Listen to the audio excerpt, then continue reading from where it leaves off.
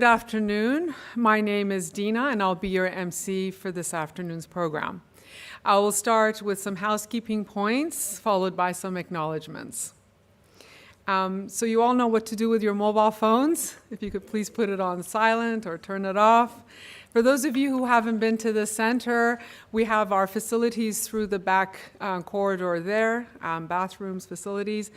In the unlikely case of an emergency, we have 2 side exit doors. If you could please exit, and we will meet at the muster point at the oval across the road.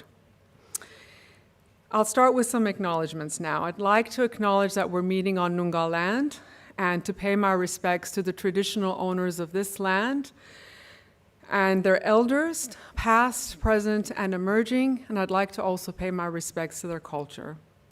I'd also like to acknowledge our sponsors today, the Melville Baha'i community, as well as Headspace. Headspace is a national youth mental health foundation. I would like to extend a warm welcome to you, the audience here today, and those of you on Livestream, for taking the time to join us for this forum as we all collectively learn about this key priority area, youth mental health. I would also like to acknowledge a special guest, a local member of Parliament, Ms. Lisa O'Malley, MLA. Thank you for joining us. I would of course also like to acknowledge our 3 wonderful presenters today who will share with us some of their professional and personal insights on the topic of youth mental health. The format of this event is such that each of our speakers will speak for about 10 to 15 minutes, and then we will open the floor to questions from the audience.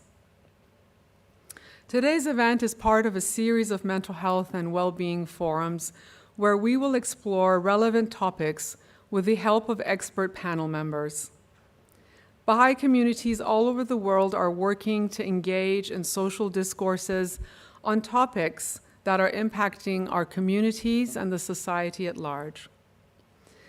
The program today will be videotaped, and the material will be shared on the Mind and Soul Matters YouTube channel, and clips will be shared on social media.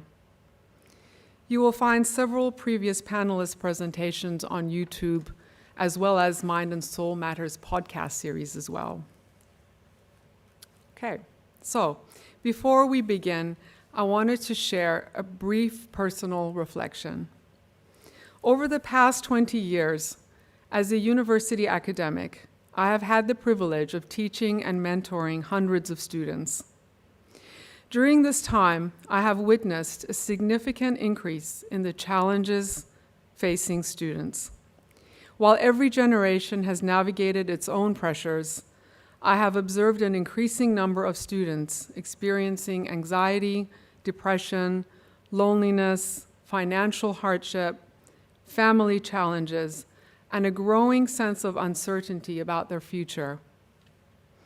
As academics, we often find ourselves supporting students through circumstances that extend far beyond the classroom. Australia's latest National Survey of Mental Health and Wellbeing, conducted by the Australian Bureau of Statistics in 2022, found the key finding for young people is striking.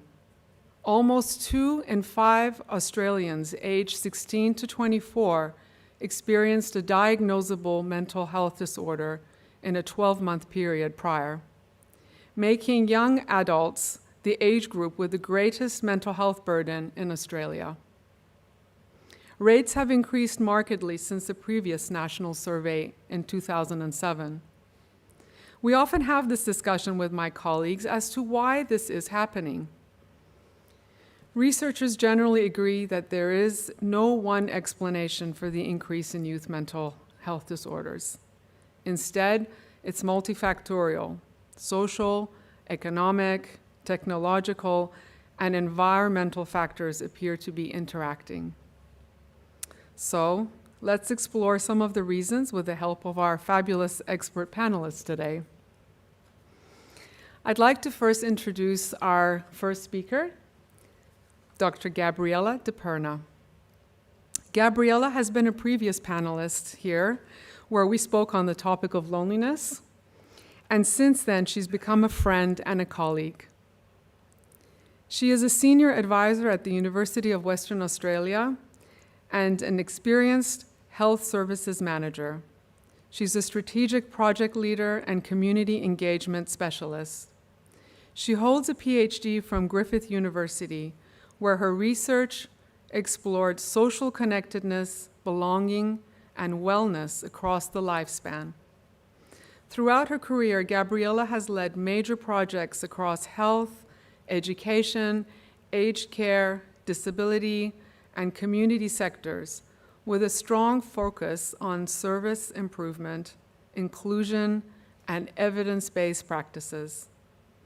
Combining academic research with frontline leadership experience, she is passionate about creating health and community services that foster meaningful participation, connection, and positive outcomes for people of all ages. Today, Gabriella will share insights into health service management for young people, highlighting the importance of inclusive, community-centered approaches that support well-being, engagement, and a strong sense of belonging. Please welcome Gabriella.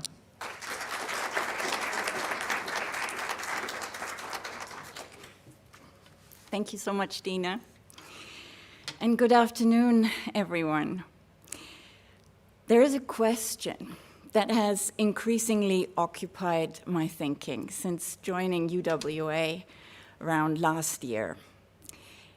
And it's been our current frameworks in this well-being space.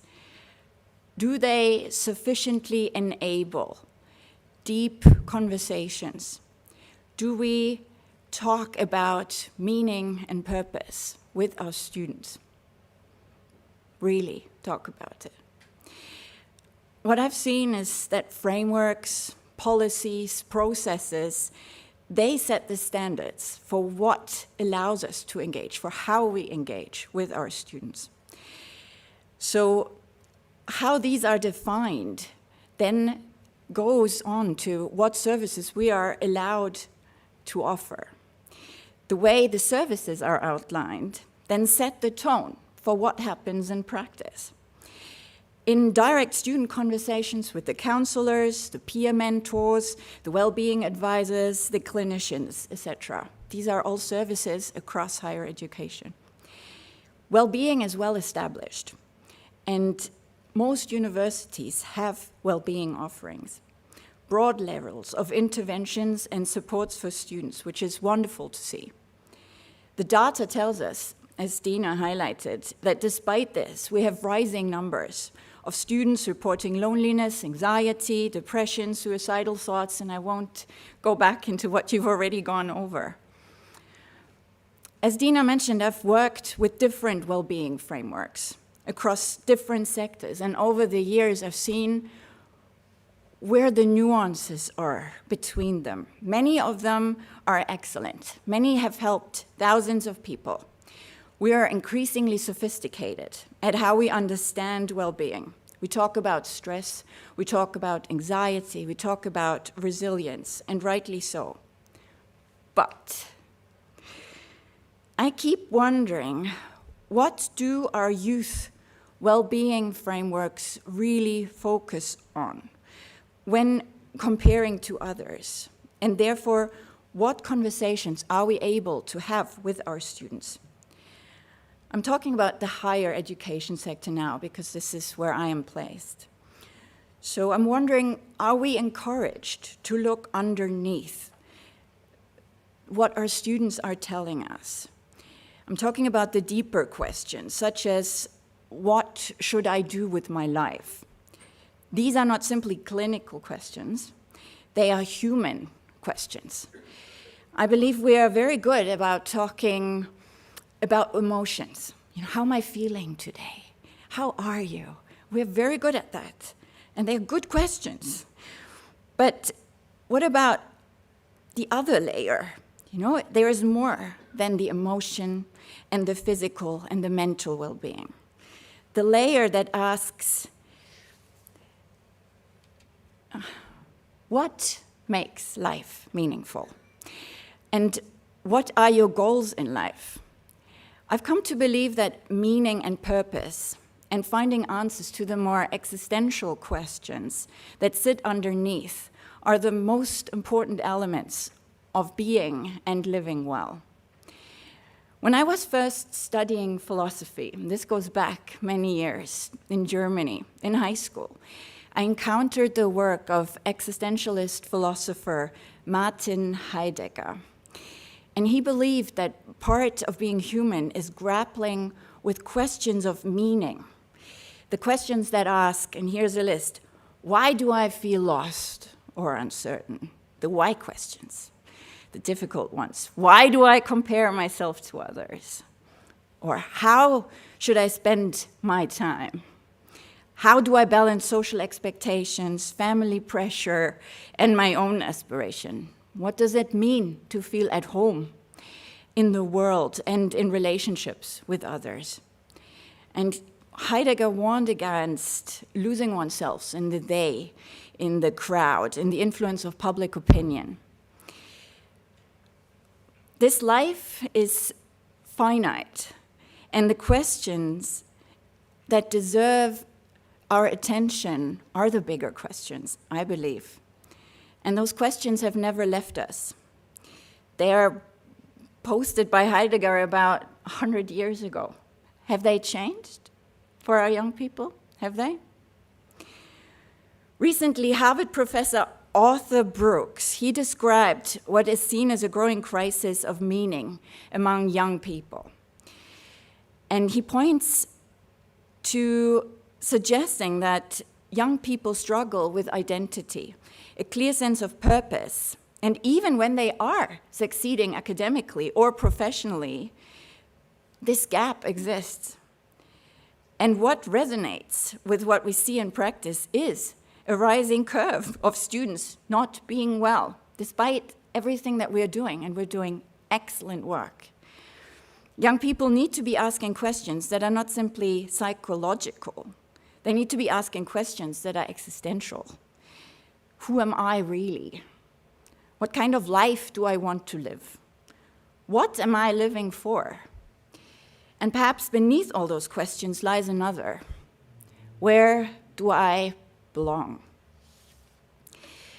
Interestingly, what philosophers like Heidegger explored a long time ago, well-being science recently has picked up again. Martin Seligman, perhaps some of you know him, he is the founder of positive psychology, and he described 3 pathways to happiness. 1, the pleasant life. 2, the engaged life. And 3, the meaningful life. Now, what is the pleasant life? It's all about positive emotions, hunting for positive emotions. Who doesn't want to feel happy? The engaged life, about becoming absorbed in activities that use our strength. But Seligman argues that the highest form of happiness is the meaningful life, where we use our strength in service of something greater than ourselves. And this thinking became part of his PERMA model, which is a well-known framework in higher education now. And it looks at meaning and describes meaning as belonging to and serving something greater than we are ourselves. I think that this is one of the most important insights into well-being research. And my own PhD confirmed this as well, because it reminds us that well-being is not simply about feeling good, and it's not about me, myself, and I. A meaningful life cannot be lived in isolation. It's about having a reason to get up in the morning. It's that greater than I am, and some reason to contribute to a greater cause. Ultimately, a reason to belong. In order to belong, I do need meaningful others in my life. So how do we get to this holistic, deeper, meaningful conversation to begin with?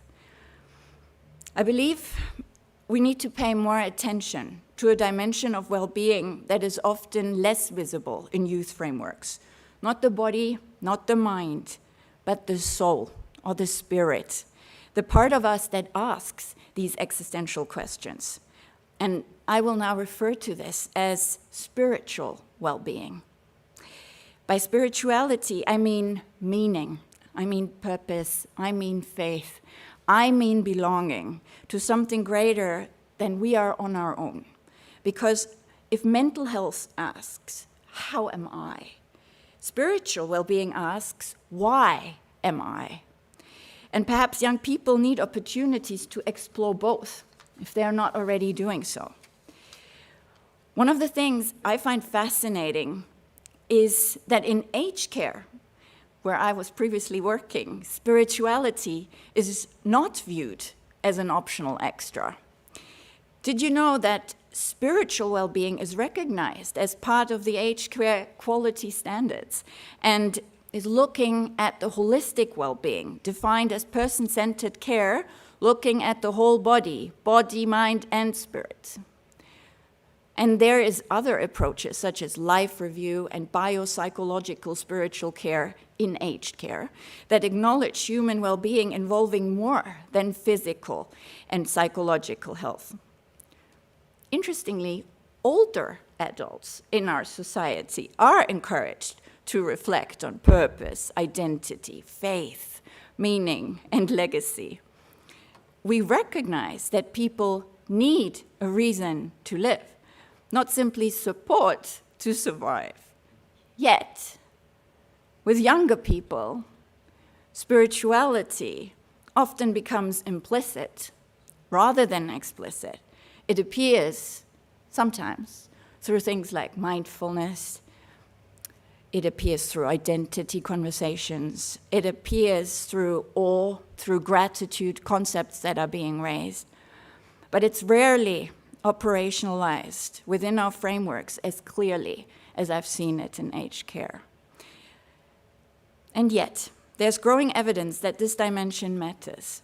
There are large international studies, including the health behavioral in school-aged children research, consistently showing that young people who report strong spiritual health, including purpose in life, connection to nature, inner meaning, and connection to something beyond the self, also report better overall mental health and well-being. There is Harvard research coming out from John Petrit and Christopher Crook, similarly linking spirituality with meaning and spiritual well-being said to function as a protective factor and a core component of holistic development. Now, pivoting to something else, in this beautiful country, Australia, we acknowledge the wisdom of Aboriginal people. Did you know Indigenous frameworks have understood holistic well-being for generations? For Aboriginal and Torres Strait Islander people, well-being cannot be separated from connection to country, culture, spirituality, and community. These are not an additional dimension, they are foundational. I believe there is wisdom in that understanding. What I love about it the most, that it reminds us that well-being is fundamentally relational. If we break it down, it goes something like this. Human beings find meaning through connection with others, through people, place, spirit, story. Connection to something greater than they are themselves.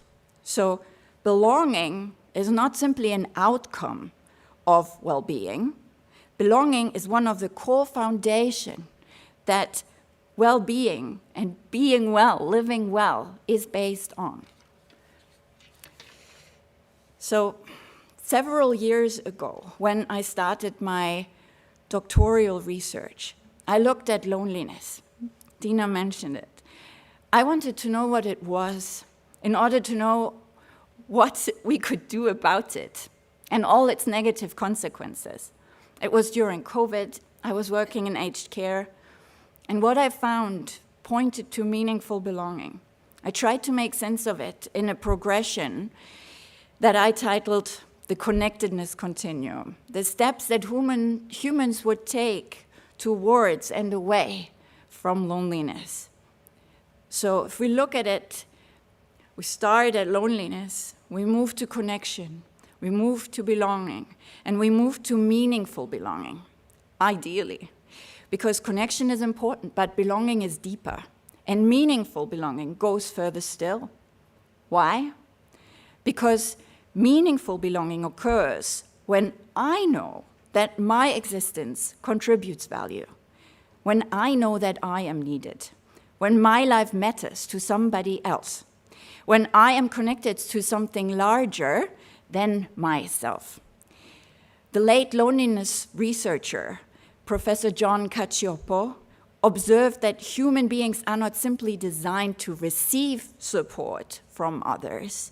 He suggested that we are made to be the ones that others can depend on. I love this. For me, that captures the essence of meaningful belonging. Not only who is there for me and where can I go to seek help, but who am I and who am I here for? One of the strongest findings from my research was that people moved towards meaningful belonging when they shifted their attention away from themselves and onto others through contribution, through compassion, through service, through relationship. As they helped others belong, they experienced belonging themselves. As such, I feel if we look at well-being through this lens of belonging, it's not simply about what we receive, it's perhaps also about what we give.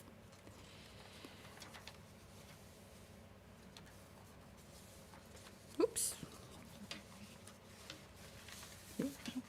So, as I conclude, I like to return to where I began.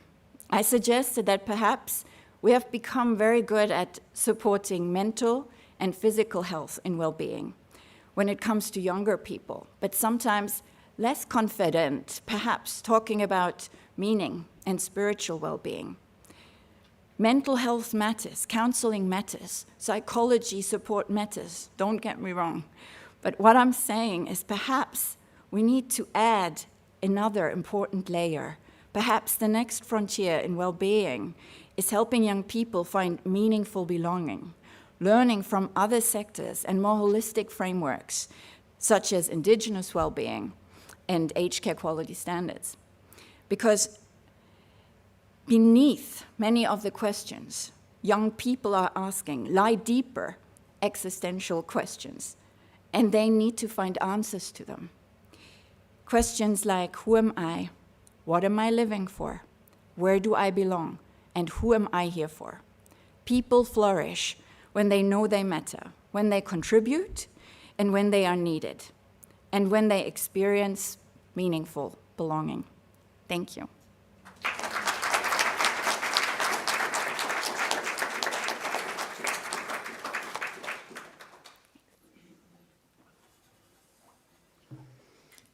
You can see why Gabriella's become a good friend. We have a few coffees from time to time and explore all of these concepts. I guess both of us working in a research institution, we often look at the evidence behind things, and we know now more and more we're getting research evidence around the links between spirituality and mental health. And that spirituality often helps people find meaning, particularly during suffering and illness, grief, or major life changes. Having a sense of purpose has been associated with greater life satisfaction and lower levels of all those mental health conditions that we spoke about earlier. Thank you, Gabriella, for sharing your insights with us. Friends, our next speaker is Mr. Erfan Nosheri. Erfan is a registered psychologist with over 20 years' experience across government and private settings. He is the founder and clinical director of Psychologists Perth, WA. His offices are in Melville and in Ardross. Erfan works across the lifespan, from adolescents through to older adults, as well as with couples. He has also worked as a senior manager, leading multidisciplinary psychological teams and manager assistance programs, and has served on the Australian Psychological Society Perth Branch Committee for over 5 years. Irfan's clinical focus is quite extensive. It spans across anxiety, depression, burnout, trauma, chronic pain and illnesses, grief and loss, relationship and attachment difficulties, ADHD, autism, and the list goes on and on. He is committed to providing a safe, non-judgmental space where clients can better understand their experiences and work towards improved well-being. Please welcome Irfan to the stage.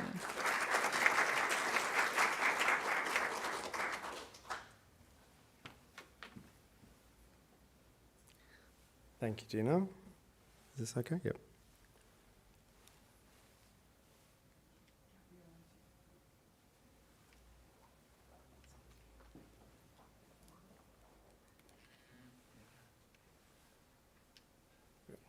Okay. All right. Good afternoon, everyone, and thank you, Gina, for that lovely introduction. And thank you for inviting me to be part of this panel. I know many of us are here because we have the same goal, to help young people not just survive, but thrive. And I'm hopefully going to provide a little bit of a clinical insight. What I'm going to do is something a little different today. Look at a modality and a small part of a type of therapy that we can maybe walk away with as a skill or toolkit that we can use. As a psychologist, one of the most common things that I hear from young people isn't actually, I'm depressed or I'm anxious. It's, I don't know why I reacted like that. I knew what I should have done, but couldn't stop myself. Part of me knew everything would be okay, but another part believed that everything was going to fall apart and I would fail. If you've ever felt that way about yourself or heard someone say something like that to you, can I ask for a quick show of hands maybe? Thank you for your honesty. Now, think about this. Who has ever sent a text message or an email and regretted it later? Who has overthought something late at night or woken up because of their overthinking thoughts? And who's reacted emotionally only later to think, why did I do that? Good, because that just shows we are human, okay? Today, as I said, I'd like to introduce you to one type of therapy which is called dialectical behavior therapy, and it's just a part of dialectical behavior therapy, or DBT. And this therapy helps us to manage and look at our emotions, look at our thoughts, and make wise decisions. And that, interestingly enough, gosh, psychologists are so creative, is called the wise mind. So if we look up, I've got this handout that we use in clinical practice quite often. It's got two circles that overlap, I guess. Yeah, overlap. And it looks a bit simple, but it explains so much about how our brains work. So if we look to just the left and the right one, we've got reasonable mind, which is maybe cool, calm, collected. It's rational and task focused. It's, I guess, reasonable. You've ruled this. You look at facts, reason, logic. It's up there. And then we've got on the other side emotion mind. Emotion mind is maybe hot. It's mood dependent, emotion focused. It's ruled by our emotions and feelings or urges to do or say things. And then in the middle, we have wise mind. So I'm just going to go through this and how we can apply some of these parts. So let's look at the emotion mind for now, to start with. Emotion mind. In fact, let's look at this. The emotion mind isn't bad. In fact, we need it. This is where love is. This is where joy is. This is where irritability is. This is where sadness is. This is where creativity is, excitement, passion, joy. The list can go on. Without emotion mind,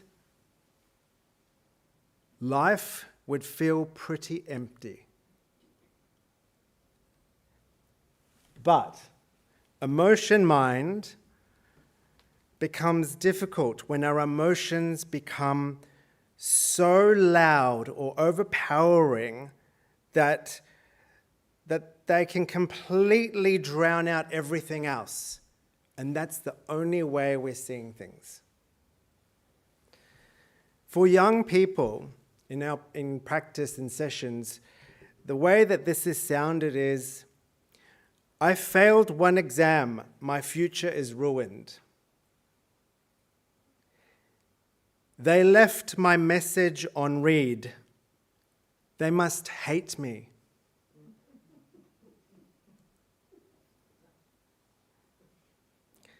Everyone else has it together and knows what they're doing after studies, except me.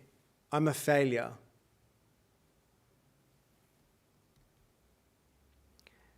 These feelings start to become these young people's facts and realities that they feel and believe about themselves.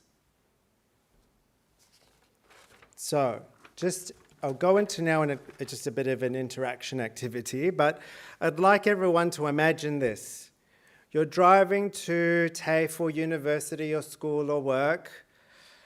Someone may pull out a little bit sharply in front of you, and how many people might immediately think, what an idiot? Anyone? All right. Now, imagine you discover the person was rushing because a friend of theirs or a loved one had an emergency and had to be rushed to hospital.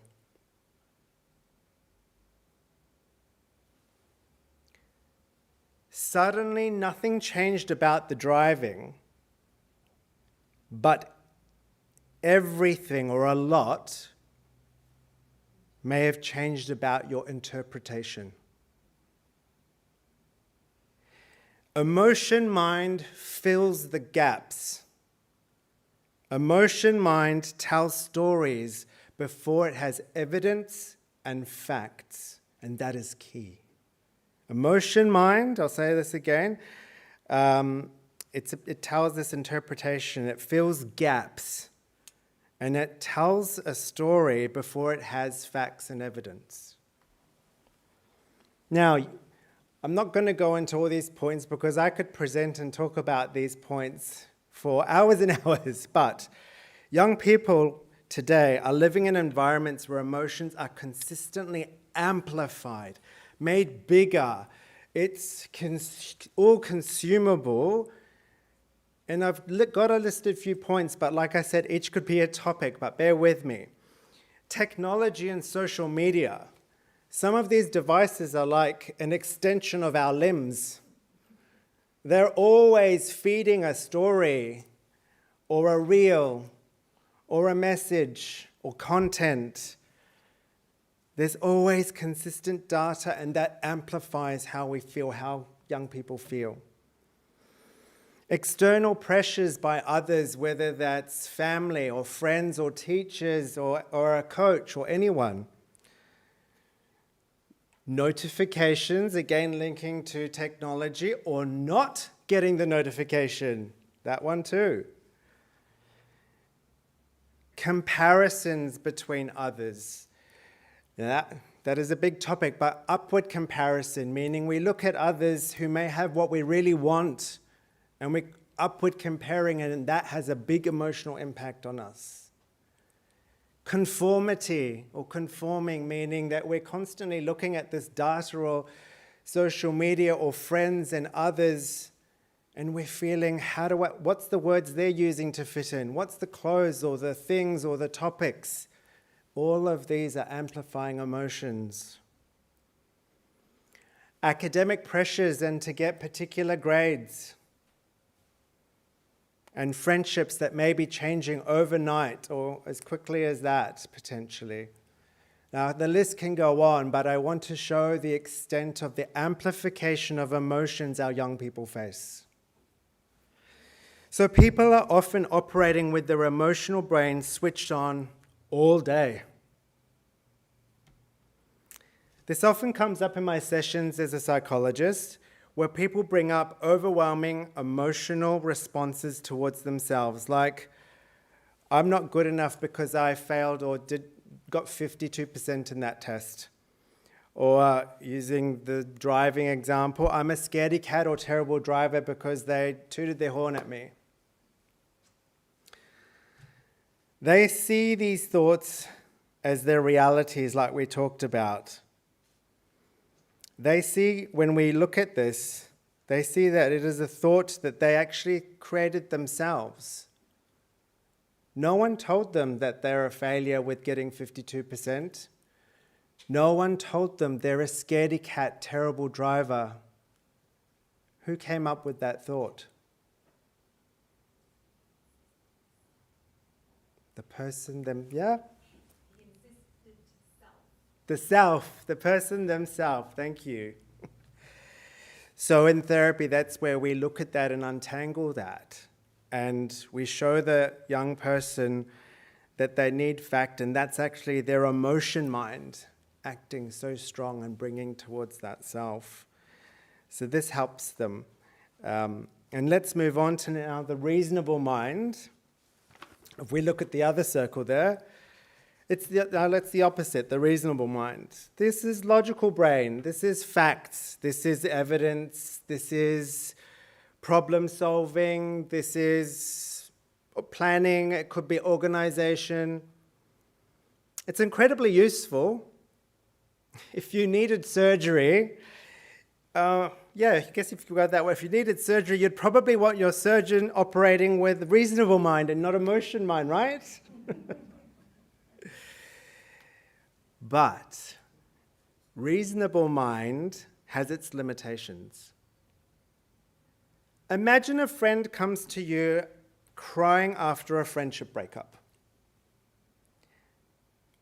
If you responded with, statistically, friendships and friendship relationships end 56% of the time, or objectively, you'll recover within several months. Technically, you may not be wrong, but you're probably not going to get invited by that friend again, or they won't come to you when there is a challenge or a difficult situation. People don't need just solutions. They need empathy, they need connection, they need someone to listen and see and hear them. Young people especially need adults who can validate their feelings and solve them, and even importantly, admit to those moments or times that they may have got it wrong themselves as adults. All right, another activity. Told you it would be interactive. Okay, let's look at, think of someone that you might care about. Individually, just think of someone you might care about. Now, imagine that they're quite anxious or worried, like a little bit anxious or worried, not overwhelmingly. What's the first thing you may want to do? Can you say that a bit louder? Fix it. Okay. Anyone else? Give them a hug. Okay. This is actually one of the things I had just written on here. Many people want to fix it. They want to do something. They want to help and give a solution there and then. It's really hard. The human will itch and want to do something like that and fix it. We're wired a little bit to solve problems, but often the first thing people may need is not fixing. It's feeling understood. It's patience to sit and listen. It's being, like we said, heard and seen, and just to listen and pause. Be there in that moment. Let's see if I can use this. Okay, so with those two circles, clinically and in our clinical practice, the emotion mind and reasonable mind, there are so many unhelpful thoughts that these things can create. We have got flyers that are readable. This is not a flyer that I've created, by the way. This is just something I've pulled from, I think it's Psychology Tools. It's one that's used often. And I won't go through every one of them on there, but what these shows are very common, unhealthy, unhelpful thought patterns that many of the young people that I see in clinic today come with. I'll give the example of the top one that says all or nothing. Can you see that first one on the left? Yep. That one is, if I'm not perfect or don't get high distinguish or high HDs or don't get an A, then I'm a failure. There's no grey. It's black and white, right? If we look at maybe the one with the magnifying glass, you see that one? That one might be, they didn't respond to my message or hang out with me. Oh, they hate me. So I've got that there, and these are things, and I can point out where we can look at some of these things, but these are the types of automatic, unhelpful thoughts young people are facing and dealing with all the time.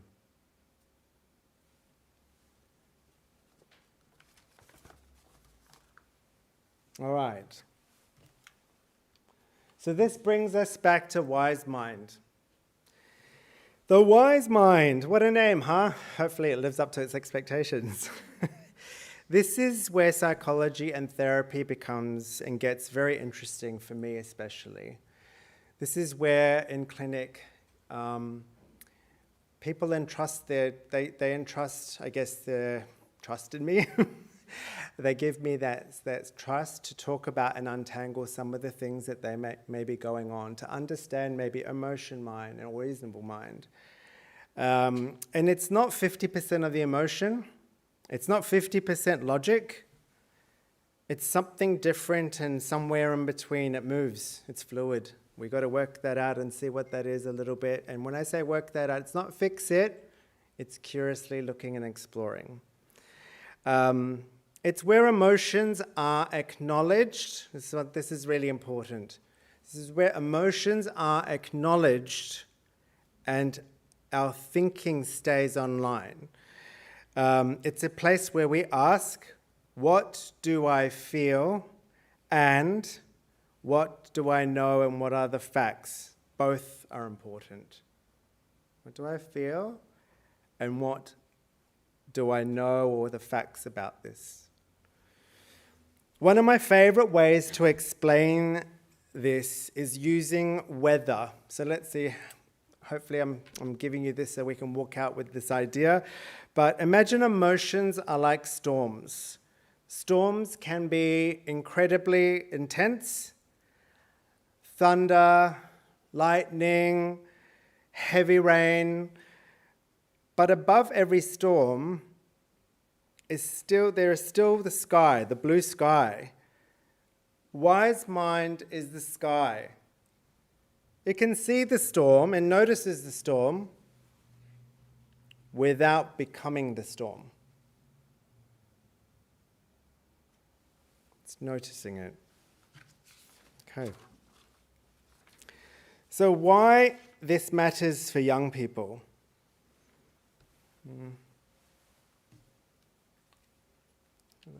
Okay, come to that. Why this matters for young people. One thing I often tell young people is this: you don't have to believe every thought your brain produces. This is really key here too. Our brains are prediction machines, not truth machines. Our brains try to create shortcuts and tell stories because that's how they're made. An anxious brain may predict danger, a depressed brain may predict hopelessness, an angry brain may predict threat. A wise mind will pause and create space. Instead of I am anxious, it becomes I notice anxiety.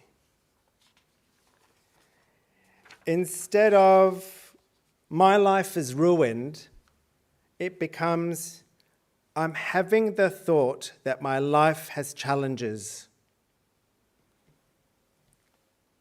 This is also a really important part. Those two examples I guess I made there about I am anxious because, or I'm having difficult thought that my life has challenges, and these are challenges. Externalizing, noticing the issue, that becomes much more external than the young person always turning inward in that they are the issue, they are anxious, they've ruined, or their life is all ruined. We externalize. We externalize, and that is very powerful.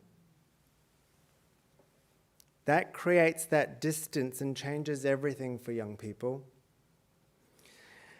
As adults, teachers, parents, health professionals, coaches, our role isn't to remove every difficult emotion. Some of the difficult emotions are really, obviously, they're good and healthy for us to understand. It's to help young people to learn that they can experience difficult emotions without letting those emotions make every decision or get into the driver's seat. So it's about sitting and listening, like we said, empathizing or listening and seeing what's going on. Now, the first speaker spoke wonderfully about my next point. To help wise mind, there are some things that we can do to aid and help it. The importance of community and belonging and engaging in things, let's say more than just school and grades, or more than one. There is much more to belonging and who are we. So I don't need to go through that because that's been covered. But importance of being part of something and communities. Having purpose, and clinically, like I've had people come to me with very low mood, not wanting to get out of bed, and it's about finding a simple purpose, what we call mastery maybe, something they may be really good at. So one of my young people, they loved models and intricately painting them. And we set that as like, okay, let's look at bringing that out if that's something you like. With just looking to do that thing that they were good at, not what someone told them to do, what they had a passion towards. They had this mastery of doing beautiful kind of model painting work. That lifted so much of how they felt within themselves. So purpose, coming back to some purposes and purpose in community in other areas as well. Their meaning. Again, these points I don't need to go into detail because you actually heard it already. But mindfulness and meditation, slowing down in that fast-paced society with technology and social media to pause a bit more. Kindness and giving and focus on service. Those points have all been covered. That will help. So in closing, I'd like to finish with one final reflection. Young people don't need adults who never struggle. They need adults who model wise mind, Adults who can say, I'm frustrated, but going to pause, I guess, in that moment before I respond. Or, I'm nervous, but I'm still going to do that presentation. I'm disappointed, and I'll work out my next steps. Because resilience isn't the absence of emotion. It's learning from emotions. And it's learning emotions can sit in the passenger seat without taking the steering wheel. So my invitation here to you today is, next time life throws you into emotion mind or reasonable mind, pause and ask yourself a question: what might or what would my wise mind say?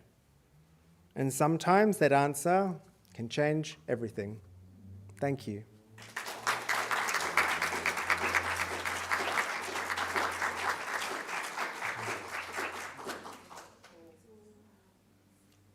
That was absolutely wonderful. I feel like we had a free therapy session here this afternoon. Thank you so much. And I love the analogy about the storm. I'm going to remember that. So I'm not the storm, but I can see the storm. I think that's excellent. Good analogy. Thank you so much, Erfan. That was wonderful. Friends, our final speaker today is a wonderful young person, which makes sense if we were talking about young adults and young mental health in young adults. We have Sophie with us today, Sophie Carter. Sophie is our lived experience panelist. She is a representative of the Headspace Fremantle Youth Reference Group. She is a third-year psychology student at Curtin University. Hopefully you'll be a panelist one day here. And she works part-time as a pharmacy technician. She is passionate about advocating for young people's well-being and breaking the stigma around youth mental illness. She's also started a little crochet business. Interesting. A few of us here have dabbled with crocheting, but that's for another time. And she enjoys learning new hobbies in her free time. So please welcome Sophie. She would like to sit at the, in her spot. So we'll, if you could just move the microphone, that would be great. So please welcome Sophie. Does it work? I don't think it works just yet. Hello. Oh, okay. I think it's on now. Okay, cool. Hi, thank you for inviting me today. I'm so excited to talk to you all. I don't have a script or anything, so I'm just going to talk about myself for 10 minutes. So I'm with Headspace. I am a youth reference group member. I'll just start by talking about why I wanted to become a member. So, like was said, I am studying psychology at the moment. And the degree so far is very much theoretical, not much practical going on. And I really felt a bit stuck in being just learning about the same content over and over again, and was kind of itching to get out there already. So I looked at different volunteering opportunities in my area, and it felt really important to me as a young person to be able to talk about my own experience and be able to speak for people my age, because who else is better experienced about young people than young people? So I signed up to be a youth reference group member, not really knowing much about it, kind of just like, I'll go into it, see what the experience holds for me. And I realized very quickly that has made me feel like I'm doing a lot about a purpose that is greater than myself, and has made me think a lot more about things that I wasn't aware of, more important things for youth that I wasn't even aware of, like the clinicians having certain wait times for youth and trying to better target their treatments or different events that youth can attend, and making mental health education more accessible for young people.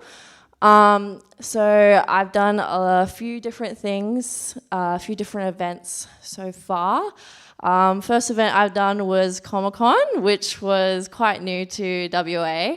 And we held a little space in the corner of the Comic-Con just to have young people feel safe in the environment and have a place to escape from all the craziness of the event so they can still have fun and experience what they came for, but also felt safe in an environment where they can even talk to people if they're feeling overwhelmed and anxious. And I really felt like giving my time in an environment like that felt like I was fulfilling my own like belonging and purpose, like these previous speakers have mentioned. And I'm very happy to be a youth reference group member. So my own experience about being a student, so as was said, I'm third year now. My degree is about four years. I'm 20 years old, will be 21 in August, very excited. So I have experienced a lot of stress in my degree. It's a very relaxed degree compared to the other ones out there, but it still has a lot of stresses with the workload and learning so many different things. Specifically, what has caused me to have the most crises, I guess, is learning the content itself. It is about identity, learning about myself, and they encourage a lot of self-reflection. So one of my units was individual differences, and in that class we had a task where we had to kind of rank our different characteristics. Like some was like tolerance towards others, happiness, willingness to explore, and you had to rank them on this scale. And you had to rank yourself as you are and also as you would like to be. Now this follows the idea of congruency and self-actualization. You probably know a lot more about this, but it showed me that I did have a lot of incongruencies in myself, that I thought I was fine, I was coasting along, I know myself, I'm happy with myself, and then I found out there's also just a lot of tiny things that was just a little bit off, and I'm like, oh, I do want to be a bit more tolerant towards others. So reflection like that really took me out of my own bubble of being like, I'm fine, I'm coasting along just as I need to be, and realizing that I still obviously have a long way to go as a student and learning a lot about psychology. So that's just one example of self-reflection in psychology. I did have 4 exams in person last semester, which was very stressful. So how I dealt with that was making sure that it didn't take up my entire week and my entire space. I would do things like I would still hang out with friends and still, even if I can only see you for an hour, I have to study. It's really important to carve out the time for friends and still be able to remove yourself from study and not carry it around with you everywhere. So that's one of the things. I also, as was said, I am very big into hobbies, and that's definitely a way that my mind calms down, because I do agree that when you're just in the middle of the semester, you're like, I've got this assignment, I've got this assignment, it's all piling up, I'm trying to see my friends, I've got to see my boyfriend, I've got to hang out with family, I've got work. It's a lot to juggle at once, and I feel like it does feel a lot bigger than it is because it's your first time dealing with all these things. In high school, you have it pretty easy. You're just strolling around. ATAR is brutal, but you're just you get to see your friends every day, you go home to your family, you have your extracurricular. It's a lot easier than when you're left to your own devices in uni and you have to have the resilience and the structure to say, hey, this is too much study, I'm overworking myself, and I need to go back to see my friends and nurture my relationships and nurture my family so that I'm not completely digging myself into a hole. So yes, hobbies. I think I was going on about hobbies.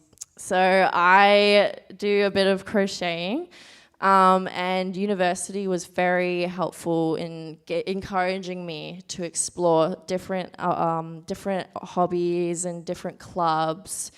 And I think the only reason why I'm doing crochet today is because of the crochet club there. And that really encouraged me to set aside time and talk to these other people and how amazing it is for them to kind of unwind and do this physical thing that's not staring at your phone. Because I know you can get trapped in scrolling a lot when you're so drained from your day and you just need to decompress. It's easy to just go on the phone, just scroll away. And then you realize, 1 hour's gone past, and then 2 hours, and it just keeps building up. So I feel like doing physical mastery, little hobbies has really made me focus in and try to build and do new things.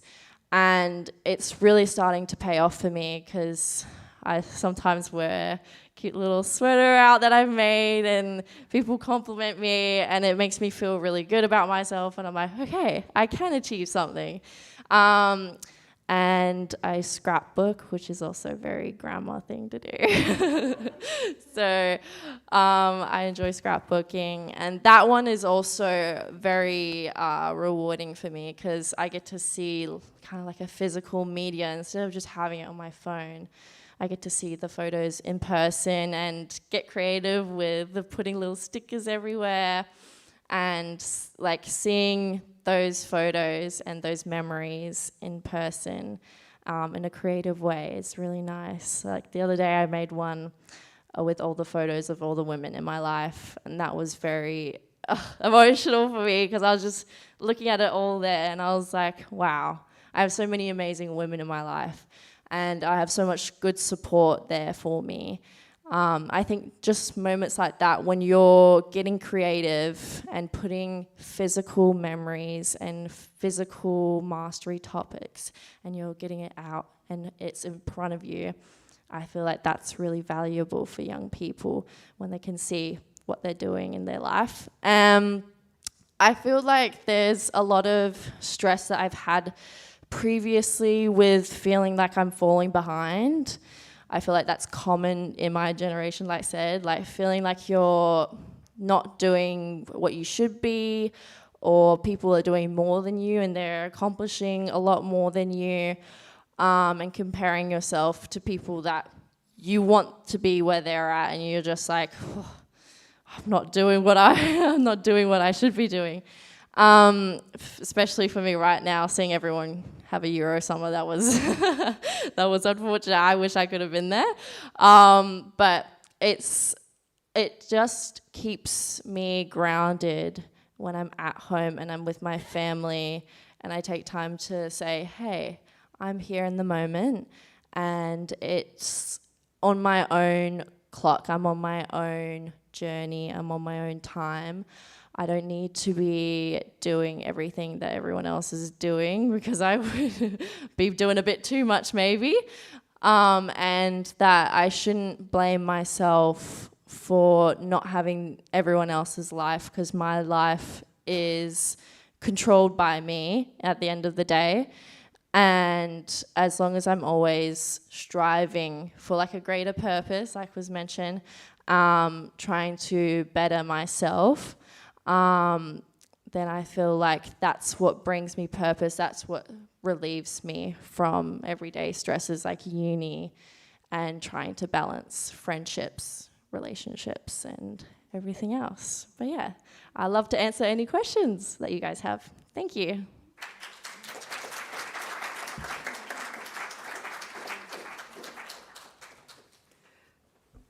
Thank you so much, Sophie. Sounds like you've got a lot of tools in your toolkit for helping yourself with your own mental well-being, and you have a nice balance of study, hobbies, family. So thank you for sharing how you navigate all that in a difficult world that we are in. Friends, that brings us to the end, and it's question time now. We probably have enough time for a couple of questions, 2 or 3 questions. Oh, yes. Jasmine, always, yeah. Fabulous. Question for Dr. Nasheri. You showed us the diagram, Venn diagram, where the intersection of the wise mind comes inside. Is there a case where there is no wise mind? And what does it lead to? What sort of behavior manifests in the sense that both there are 2 circles, the third one's not there? Thanks. Yeah. So, I was trying to speak. Can you hear my voice? Can you hear me? Can you hear me with this? Yeah. Okay. So those circles, they're not going to be equal or the same for everyone. That's going to be very different. Now, in some chronic cases in clinic, some complex or chronic cases or comorbid conditions as well, there can be a very small line in there where there's wise mind. However, we all have wise mind. It's about how we can foster and nurture and grow that. And if it's very, very small, how does it manifest itself? How does it come out? Good question. How does life manifest, like from the emotion to the reasonable and then the wise? So if you've got a very small, say a single streak of light there, Yes. and you've got 2 big circles on the left and right, how does the individual operate in life? What is his behavior going to be? How is he going to approach life? What if he comes to various situations? How would we handle it, etc., etc.? So, what Okay. do you see? Excellent question, and something that I see in clinic quite often. So in those cases, and sometimes it will be very dominantly even on one side. So sometimes it's strongly on emotion mind. Sometimes it's strongly only on the data and the reasonable mind. And sometimes it goes between the two with that little line there. If we're carers, if we're caregivers, if we're teachers or parents or grandparents, it's about noticing those two to be aware. Could this be emotion mind that's coming out? Could this maybe be reasonable mind? And how do we sit down and be able to? And this is where the therapy helps, because sometimes the parents or caregivers or people who look after these people are maybe finding it difficult to draw out, or that little line that is wise mind, to expand that and grow that out, to make these circles come in a bit more. So it is about noticing. If you can notice and see that there is emotion mind and reasonable mind, and that's coming out really strongly, it's just data, and no emotions, or there's plenty of emotion with big outbursts, that's where we work towards. There's a lot of different ways, and this is a very big question. How can we look to bring them into understanding the two and bringing them together to expand that little central point? Okay. It most certainly can. Now, there are very complex therapies as well where they may need quite in-depth or may need to go inpatient, for example, but we all can. Thank you. We have a question at the back.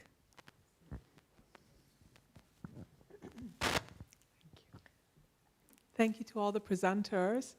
I wanted to ask a question actually around religion and faith and how it contributes to the well-being of young people. And in particular, maybe just your lived experience, Gabriella, with your own faith, and maybe Irfan as well. And I don't know if our other speaker wants to speak to that as well. I know we spoke about spirituality, and I know that religion has gotten a bit of a bad rap in the Western world recently. And so perhaps you can give us your perspective as to whether being part of a religious community, how can that impact positively or perhaps even negatively, if you think so, to for the well-being of a young person. Thank you. It's a great question. So for me personally, in my most difficult times, when I was younger and now, when I didn't have any form of wise mind present, what helped me was to go and talk to God. I wouldn't say I'm religious, but I have a faith. I say I am a Christian. And when I don't know, because my emotion is all over the place, my logic even is all over the place, I go to the source that I trust for wisdom. I go outside of myself. I don't look inside for the answer. I look to God. And that is where, in my life, that has helped me, so that I hopefully didn't make any too reckless decisions, although in part I have, and my husband can attest to it. So I think having a faith can help us when we on our own sometimes would fall into despair. Having a faith and having, again, a place that we trust for the answers that is beyond ourselves, when we are not able to trust ourselves, that to me, is the foundation of wisdom.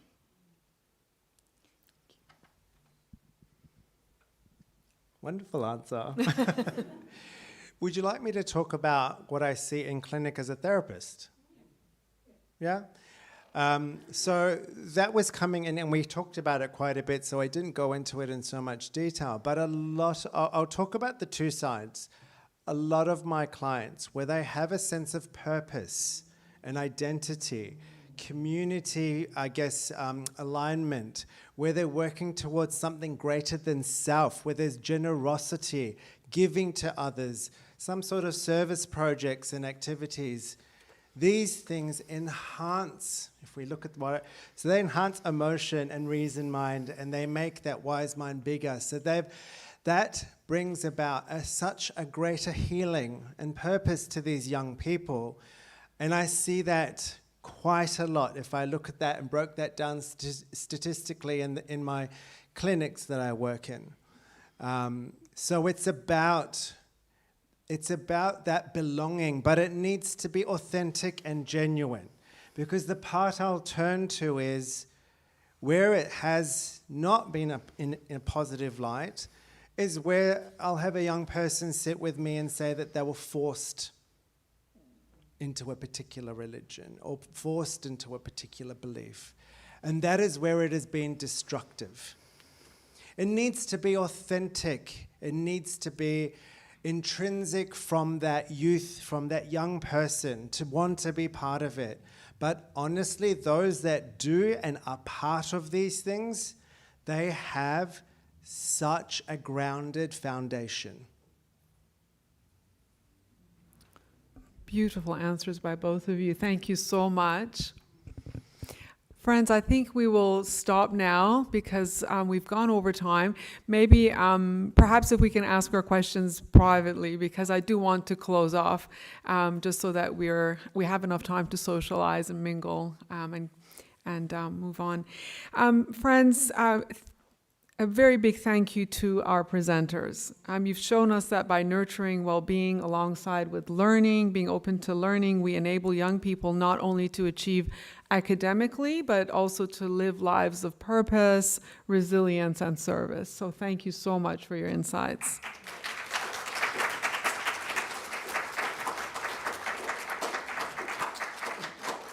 A big thank you to our sponsors, to the Melville Baha'i community, and also to Headspace Fremantle.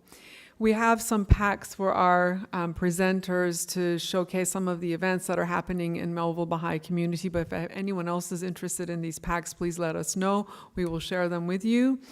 And also Headspace has very kindly provided a lot of resources at the back, so please grab some brochures, stop and have a look there. I would like to thank our wonderful AV support person. We wouldn't be able to do today's event without your help. Thank you so much, Navid. And also a thank you to the Mental Health Forum Organizing Task Force.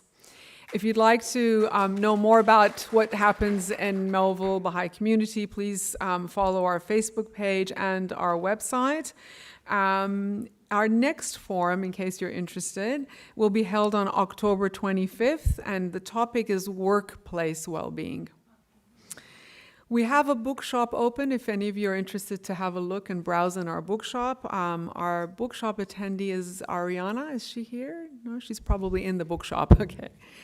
And finally, please join us for some light refreshments and socializing. And again, a very big thank you to our presenters. If you would like to see them for more questions, I'm sorry I had to stop the questions, but if you'd like to ask your questions, I'm sure they'd be open to have a chat with you afterwards. Thank you again to the audience online and here for joining us. Thank you so much.